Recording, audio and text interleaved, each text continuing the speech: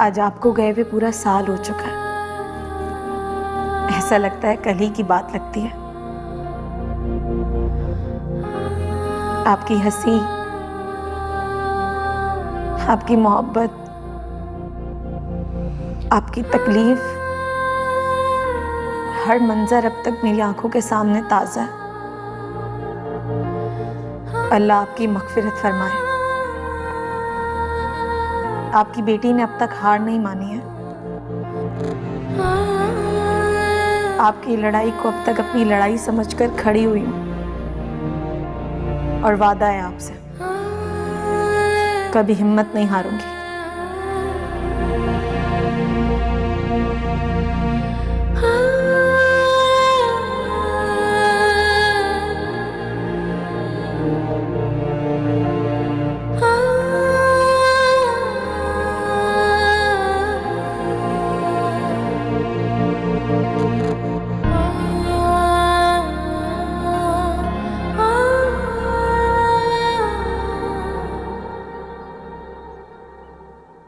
इस बात का खास ख्याल रखना कि वहां जितने भी लोग हैं सब खाना खा लें, कोई भूखा ना रहे। आवरीज, सामने को भाभी। क्या है ये सब? सिकंदर ने कुरान खानी रखवाई थी तुम्हारे अब्बू के लिए। जो लोग पढ़ने आए थे उनमें खाना वगैरह बांट रहे हैं।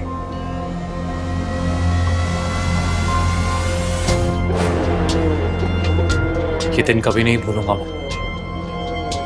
इसी दिन आरिफ साहब हमें छोड़ के चले गए थे। उनके जीते जी तो उनके लिए कुछ खास कर नहीं पाया भाभी,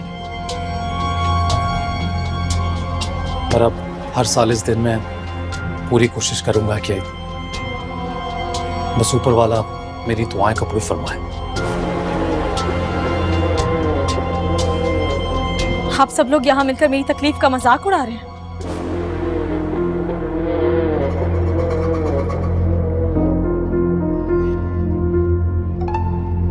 क्या हो गया बेटे, क्या कह रही हो ये?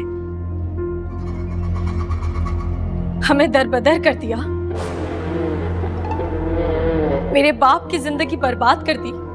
उन्होंने सिसक सिसक कर अपनी जान दे दी और तुम उनके लिए दुआ करोगे, जो खुद उनकी जिंदगी में एक बद्दुआ बनकर आए थे। आखिर कब माफ करेंगी आप मुझे?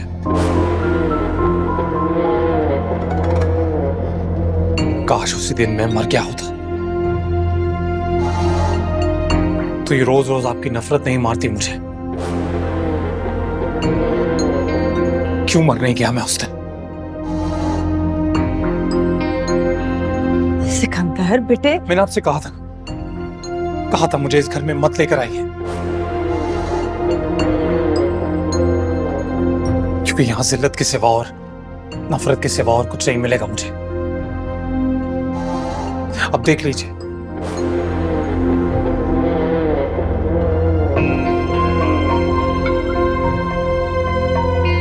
जिसके सामने लोगों ने हमेशा गिर के माफी मांगी है,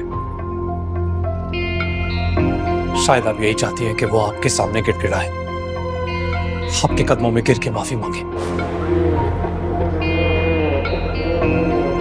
तो चलिए यही ठीक है। नहीं बेटे, आपसे माफी मांगता हूं।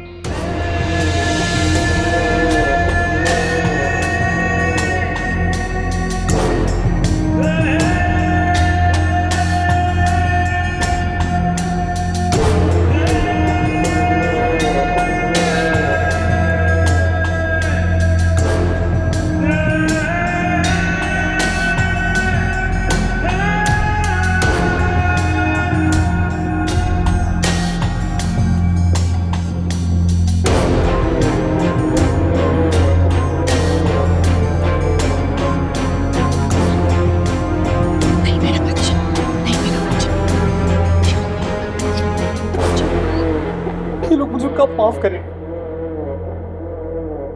मेरा बाप पूरी दुनिया के सामने तमाशा बन गया सिर्फ उस शख्स की वजह से जो बाहर बैठा सबके सामने झूठे आंसू बहा रहा है।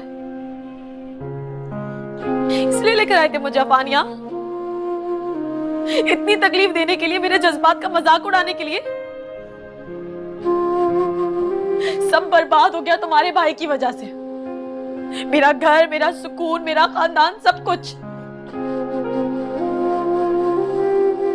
इतनी तकलीफ तो मुझे सीढ़ी से गिरकर नहीं हुई जितनी तकलीफ इस घर में सांस लेने से होती है।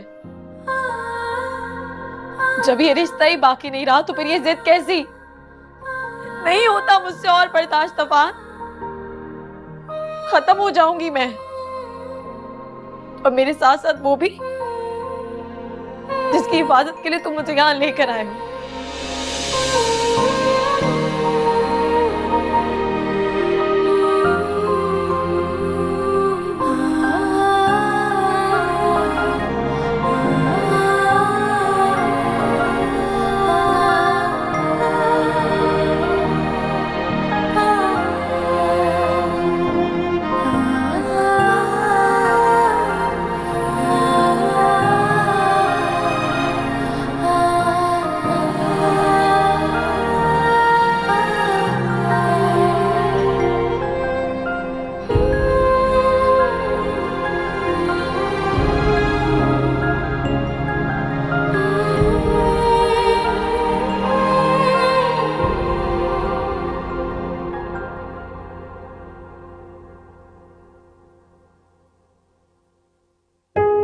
खुद का कोई ठिकाना होता तो इस घर में कभी रहने नहीं आता मैं।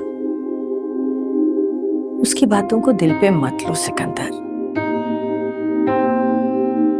तुम जानते हो वो जो भी कुछ महसूस कर रही है उसमें उसका कोई कसूर भी नहीं है। ये तो बस एक कुदरती सी बात है ना बेटे।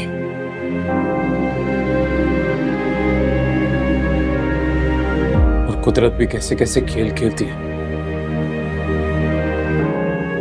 जो लोग कल मुझसे पैसा मांगा करते थे, जिनके बिजनेस में मैं इन्वेस्टमेंट करता था,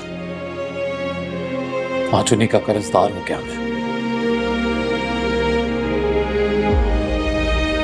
खुद के हाथ में तो जैसे कुछ रहा ही नहीं।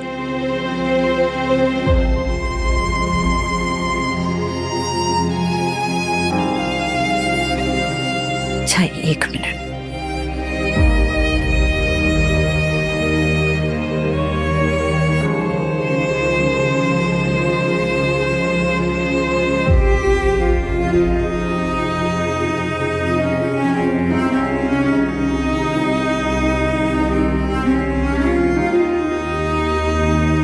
इधर आओ।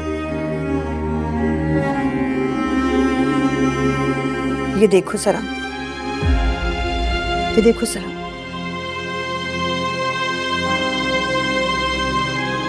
ये तो आपकी ज्वेलरी। हाँ बेटे, पर अगर इससे तुम्हारा थोड़ा सा कर्ज भी उतर जाएगा ना तो मेरे दिल को बहुत सुकून मिल जाएगा। ये मैं नहीं ले सकता आपसे। अच्छी तरह याद है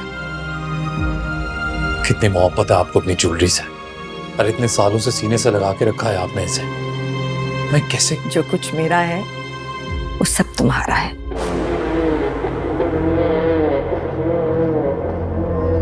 इस वक्त तूफान से बात करने का सही वक्त नहीं है, लेकिन मुल्तान वाली फैक्ट्री को बहाल करने में तुम पूरी मदद कर सकते हो, मैं जानती हूँ ये।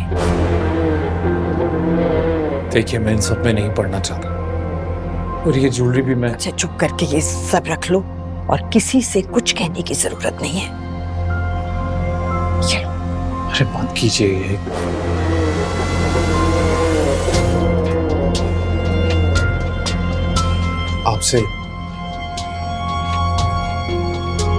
आपसे एक छोटी सी इजाजत चाहिए थी। बोलो बेटे। अपना घर था जहाँ दिल करे वहां बैठ जाता था। यहाँ एक कमरे में रह के टेंसी होने लगी है मुझे। तो वहाँ लाउंज में जाता हूँ तो कभी भाभी से मुलाकात हो जाती है, तो कभी एमन से। अगर आपकी इजाजत हो तो मैं कुछ देर स्टडी में बैठ जाया करूं। दरअसल मैं सोच रहा था कि काम वाली जगह पे बैठूंगा तो मेरा भी दिमाग बनेगा, मैं काम की तरफ दोबारा आऊंगा, खुद के पैरों पे खड़ा होना चाहता हूँ। तुम्हारा अपना घर है बेटे, तुम जहाँ चाहो बैठ सकते हो, जा सकते हो, तुम्हें इजाजत की कोई जरूरत नहीं है। जानता था आप यही कहेंगी, लेकिन उस दिन में अफान घर पे होता नहीं है और स्टडी में उसकी सारी ऑफिशियल चीजें हैं, डॉक्यूमेंट्स एंड ऑल। मैं सोच रहा था कि कहीं उसे बुरा ना लगे, पता नहीं वो क्या सोचेगा। ना कोई तुमसे कुछ कहेगा ना समझेगा। ऐसे छोटी छोटी बातों को लेकर बैठोगे तो कैसे अपने पैरों पे खड़े होगे, है ना? सही कह रही हैं।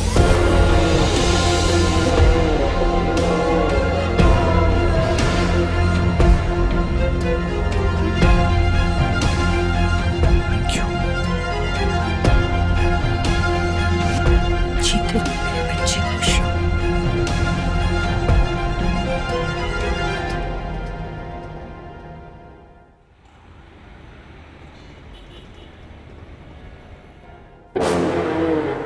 Sikandar,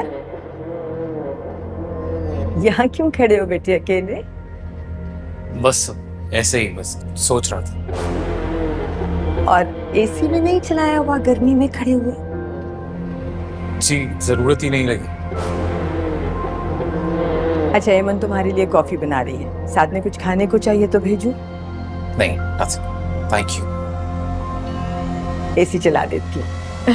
thank you.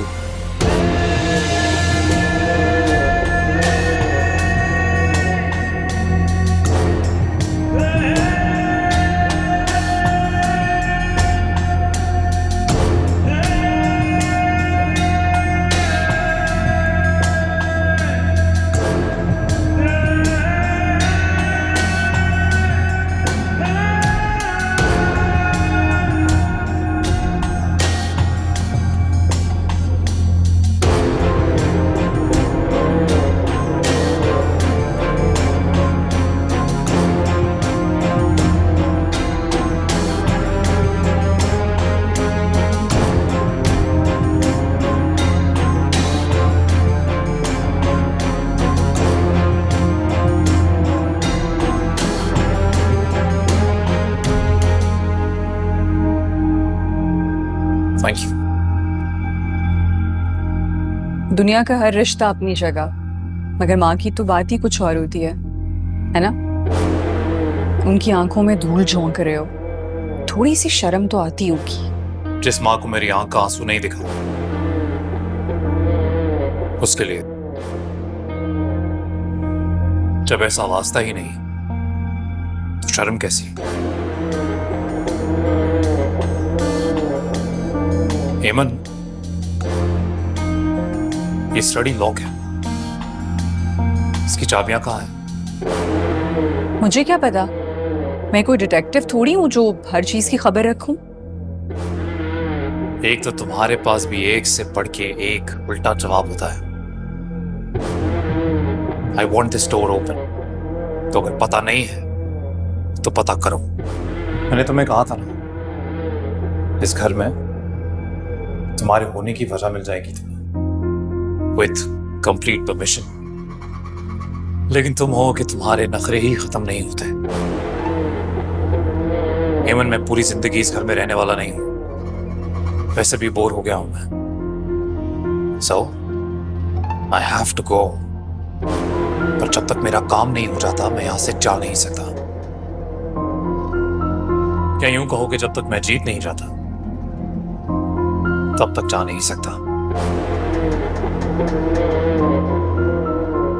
और एमन, मेरी जीत के रास्ते में जो भी आएगा ना, इनमें से कोई भी, तो उसे हटाने से पहले मैं एक पल के लिए भी सोचूंगा नहीं। फिर चाहे इस घर से किसी जवान लड़के की लाश निकले या किसी और की, मुझे कोई फर्क नहीं पड़ता। समझ रही हो? या और डिटेल में समझाऊं तुम्हें?